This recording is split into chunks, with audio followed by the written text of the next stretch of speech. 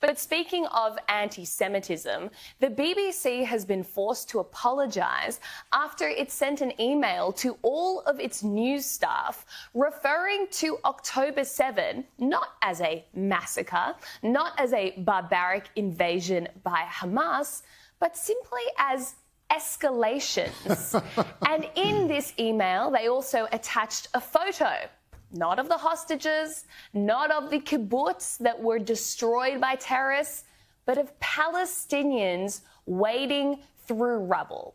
So on the anniversary, the 2-year anniversary of October 7, the BBC, in an internal staff email, referred to them simply as escalations and only used photos of Palestinians. That does simply display the institutional bias that is at the core of the BBC and that has influenced their reporting for the last 2 years. On numerous occasions, we've seen one-sided, biased, anti-Israel reporting from the BBC.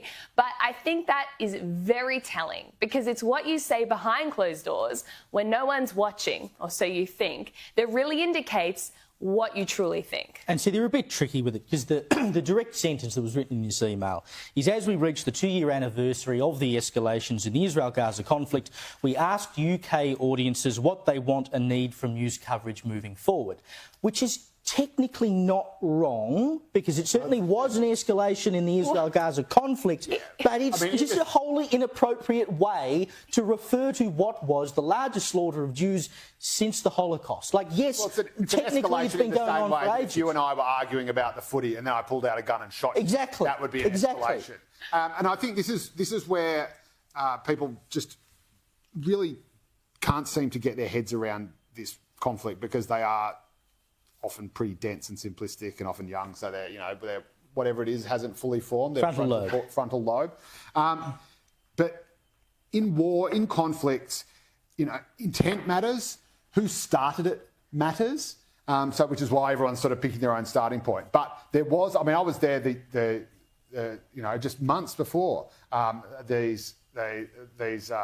these attacks changed everything. And it was a peaceful place. I was down on the southern border. Gaza was running itself. It had pretty much autonomy over everything except foreign affairs and defence. But other than that, Hamas was running its own thing. And this is why I think the attack surprised Israel so much, because they thought it was fine. Like, there was virtually no conflict whatsoever. A few sort of stray rockets that could easily be zapped from the sky. Everyone thought it was cruisy. And then suddenly, out of nowhere, you do have the biggest killing of Jews since the Holocaust. That is an incredible thing to actually say. And it's not inadvertent killing. It's not, this is a declaration of war. We are going to start shelling your village or your city or your kibbutz in 2 weeks' time, so you better get out of there, which is what the Israelis did in response. This was just out of nowhere, seeking out civilians, seeking out mothers who were, feeding their babies and killing them.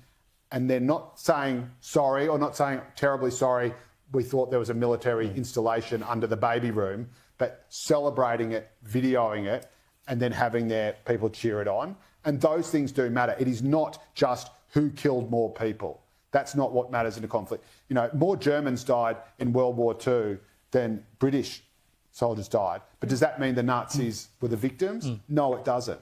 Does that mean that, the Allies did bad things in World War II and killed civilians too? Does that mean the Nazis were the victims? No, it doesn't. So I think if people can't get their head around a bit of history and actually understand the difference between a deliberate act of targeting and killing a civilian and an act of targeting and killing military guerrilla fighters who started the conflict and civilians being caught up in it, you will simply never understand anything in life. You'll never understand morality. You'll never understand war. And you just won't understand humanity itself.